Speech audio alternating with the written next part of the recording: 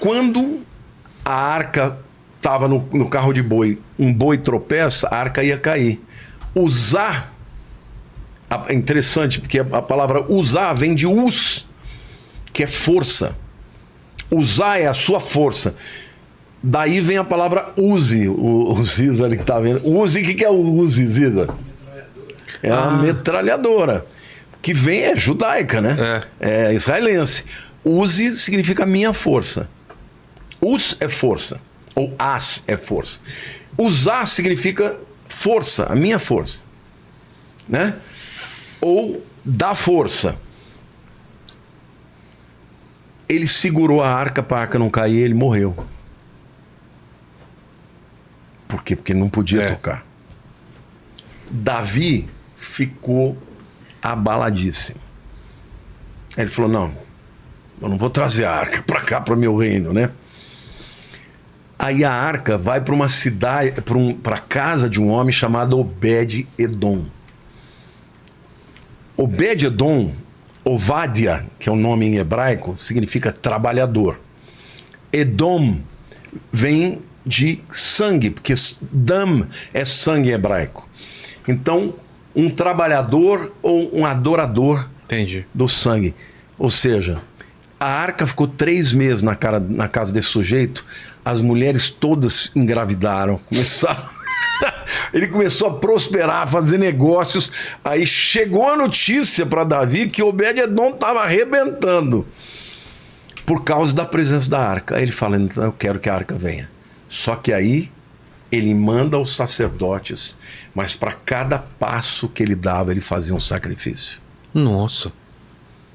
Quando a arca chega em Jerusalém, Davi começa a dançar. Isso que Deus agradava. Ele era um cara que nada agradava a Davi mais do que Deus. Por isso que ele era um homem segundo o coração de Deus, cheio de defeitos. Mas com Deus ele era papo reto. Papo reto. Então a arca chega em Jerusalém e aquela festa, Davi dança e salta e dança de uma forma tão extraordinária que ele mostrou a roupa de baixo. A cueca. A mulher dele que olhava do palácio desprezou ele. Depois ainda falou, bonito, né? Isso que se faz. A Bíblia diz que por causa disso ela nunca teve filhos. Foi a Mical, que era aquela filha do Saul. Entendi. Bom, Davi chega e ele coloca a arca num lugar especial que ele chamou de tabernáculo de Davi. Ele ia... Um dos salmos que é atribuído a Davi diz que ele ia 7 vezes por dia adorar a Deus na arca, sendo rei, com todos os negócios que ele tinha, que receber pessoas e tal. E ele fala, consulta o profeta Natan, fala, olha, eu queria muito construir um templo para Deus. E Deus falou para ele, olha, você derramou muito sangue, você não vai construir para mim, mas quem vai construir é o seu filho. Ele vai ser um homem pacífico, um homem de paz, e ele vai construir para mim. O que eu acho interessante, imagina, você ser o cara que quer, que deseja, e Deus fala, você não vai. Você quer me dar essa oferta, mas eu não vou te dar. Mas mesmo assim, Davi preparou tudo o que era necessário para que fosse construída. Que é o templo de Salomão. Né? Quando muito mais para frente Salomão vai construir, depois que Davi já morreu, ele já tinha tudo planejado, dinheiro, as plantas, todos os materiais, tudo. Um dos textos mais lindos é a oração que Davi faz para agradecer a Deus por poder participar da construção do templo, né? Lá em 1 Crônicas 28. Mas aí ele começa a ficar em casa. Para quê? Ele está vencendo todo mundo, o seu exército vai e ele fica em casa no palácio. E o palácio dele era um lugar alto, embaixo da sacada dele. Um dia ele estava lá, ele viu uma moça linda tomando banho nua. E é sempre assim. E aí começa, né? É sempre assim, né, Leni? Né, Tuti? Não sei. E aí começa a parte ruim na vida de Davi. Mas você acha que houve antes disso, alguma coisa que levou ele a olhar pra ela ou cair? Não. Não tem nada na assim, Bíblia. quando foi feita a novela na Record, O que fizeram? eles mostravam, eles de vez em quando davam uma passeadinha e ela lá se mostrando tá. pra ele. Mas eu achei que aquilo foi uma narrativa pra tirar um pouco do peso da culpa de Entendi. Davi. Entendeu? Botaram na coitada da Betseba, né? Colocarei uma imagem representando a arca, ó. Coisa linda, ó. É. Isso que eu acho maravilhoso, né? Porque os querubins que estão guardando o lugar da arca, em inglês a arca da aliança chama mercy seat. O lugar, o assento de misericórdia. Então, o trono de Deus, na visão de Ezequiel, o trono de Deus ele está entre os querubins. Entendeu? Então a arca da aliança representava exatamente o lugar onde Deus estava. E quando Deus manifestava, porque... E tem algumas representações na arca no formato de um trono, né? Já viu isso? Da arca? É. Sim, porque... É possível? Não, ela era exatamente assim. Não, mas algumas pessoas fizeram no formato de um trono mesmo. O formato dela. Sim, mas aí é para ser simbólico no sentido de que Deus está no trono, porque representa o trono.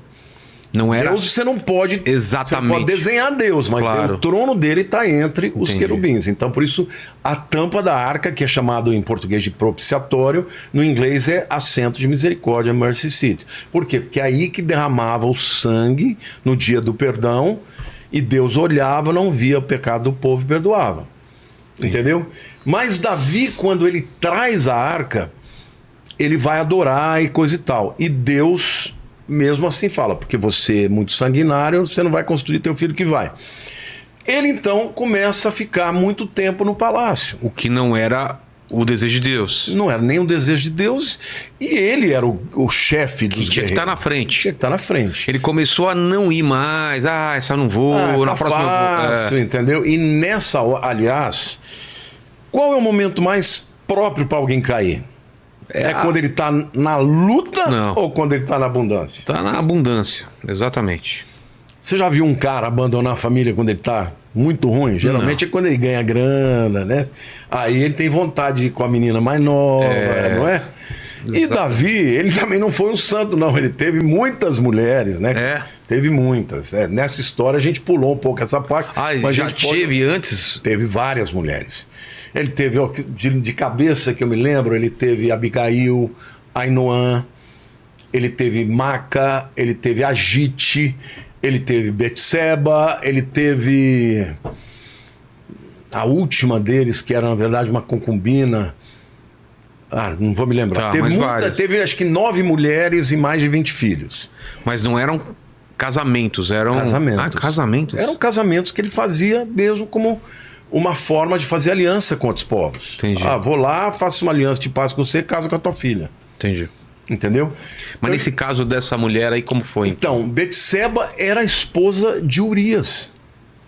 Urias era um cara muito fiel a Davi. Ele era um guerreiro de ponta.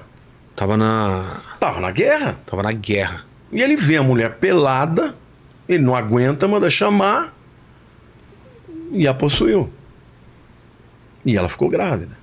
E o cara não tinha voltado da guerra? Não, o cara tava na guerra. Agora imagina, ela fica grávida, porque a guerra era meses. Né? Fica grávida e o homem tá lá. Sabe qual que era a punição pro adultério? Não. Morte por apedrejamento. Nossa. O que ele faz? Ele manda chamar Urias. Urias vem, fala, o rei quer falar comigo. Ele fala, não, eu queria que você passasse um tempo aí com a sua esposa, você tá muito cansado. Ele, não, como é que eu vou morrer? Como é que eu vou deitar com a minha mulher e com meus irmãos lá? Tem que estar na linha de frente. Não se deitou com ela por hipótese nenhuma. Quando não teve jeito, Davi escreve uma carta endereçada a Joabe, que é o capitão dele, dá para Urias e fala, olha, você vai mandar Urias para frente da batalha e quando a coisa estiver muito ruim, você retira todo mundo e deixa ele ser morto. O quê? Esse foi o pecado mais grave dele. E a Bíblia diz que Deus falou depois para ele, porque você fez isso com o meu servo Urias, a espada nunca mais apartará da sua tenda. Duro, né? Nossa. Deus perdoou o pecado dele, porque aí ela ficou grávida, ele manda Urias para o campo de batalha, morre. E morre mesmo. Morre mesmo. Tinha que morrer. E Joabe ficou com essa, né, na mão. É. Eu fiz o que você mandou, mas deve ter perdido o respeito Com por ele. certeza. Né? E usou isso pra. E começou uma queda aí da popularidade de Davi. Com certeza. E isso, essa coisa, nunca mais a espada apartará da tua tenda, ou seja, a família de Davi começou a ter problemas sérios. Ó, primeiro filho dele, Aminon. Aminon ficou apaixonado por uma irmã, meia-irmã dele, que é chamada Tamar. Essa Tamar era filha de Davi Com outra mulher. com outra mulher, e ela tinha um irmão chamado Absalão. Absalão, que era um filho lindo, diz que a beleza dele era impressionante, tinha cabelão, ele era o cara, né? Quando o Aminon chamou, ele preparou como vamos dizer, uma cilada para Tamar. Um amigo dele falou: ó, faz o seguinte, diz que você tá doente e pede pro teu pai mandar a Tamar para cuidar dele, para fazer uma comidinha para você, que você tá muito mal e que você quer que vá a Tamar. E ele vai. E a Tamar vai. O que ele faz?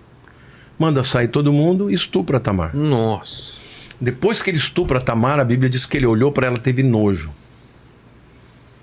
Ela chorava, ela falava: meu irmão, olha o que você fez comigo. Pede pro meu pai que ele vai me dar para você como esposa. Naquele tempo ainda acontecia isso, né? Não era normal mais, mas ainda acontecia. Ele falou: não quero te ver na frente, sua vagabunda. E mandou ela embora. Davi fica sabendo, expulsa o Absalão, manda ele embora, mas não faz nada com ele. O que acontece? Absalão fica com ódio de Aminon e com ódio E Davi. de Davi. Passam 2 anos, o seu Absalão finge que tá tudo bem e ele pede pro pai: pai, eu vou fazer uma festa da tosquia, que era uma festa para cortar as lãs das ovelhas e tal. Convida Davi. Davi falou: não vou, porque ele morava, né, em outro lugar. Sei.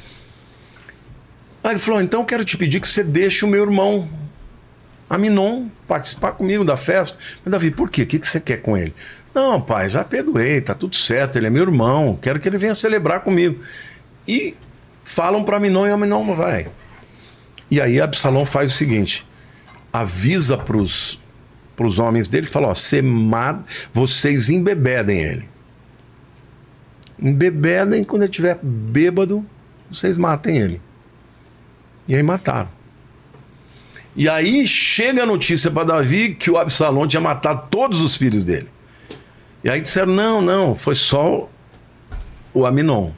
Então o primogênito, que ia ser um possível sucessor, morreu. Em seguida, Absalão começou a ser influenciado por Aitofel. Eu sei que é muito nome, mas é interessante a história. Aitofel era avô de Betseba. Quem é Betseba? A mulher de Urias, que Davi foi lá, ficou com ela, matou Urias e agora casou com ela. E Aitofel nunca perdoa Davi. Então o que ele fez? Ele pediu para Davi: deixa eu ficar com Absalão, que eu vou aconselhar Absalão para ele parar com esse ódio e coisa e tal. E Davi deixou. E ele chegava para Absalão e falava assim: ó, você que tem que ser o próximo rei. E começou a encher a cabeça de Absalão. A ponto de Absalão, um dia, Davi estava fora, ele vai e invade Jerusalém e assume que é rei. O povo começou a clamar que ele era o rei. Davi ficou sabendo, ele vai embora chorando, para não ter que lutar com o filho. Ele vai pelo Vale de Cedron. O Vale de Cedron é aquele vale que fica entre o Monte das Oliveiras e o Monte Moriá. E ele vai, a Bíblia diz que ele vai chorando por ali, vai embora para fora de Jerusalém. Mas você vê o favor de Deus. Aitofel chegou para Absalão e falou: vai atrás dele, que agora ele está psicologicamente abalado, e acaba com a guerra. Mata ele, porque senão Davi é um guerreiro, ele vai se recuperar. Davi tinha mandado uma outra pessoa que se fingiu de inimigo dele e falou: não faz isso. Davi é guerreiro. Os camaradas estão com raiva. Se você fizer isso agora, você vai perder. Primeiro se consolida, tal. E aí Davi, ao invés de ouvir Aitofel, ouviu o outro. Bom, resultado, uma hora o Absalão tá indo, passou aquele tempo, foi para cima de Davi e ele ficou com o cabelo preso numa árvore, num galho de uma árvore. Davi tinha dito: não matem o moço. Adivinha quem matou? Quem? Joabe, o capitão de Davi. Vivia desobedecendo Davi. Foi lá e matou o segundo filho. Então, olha a família dele, o que aconteceu.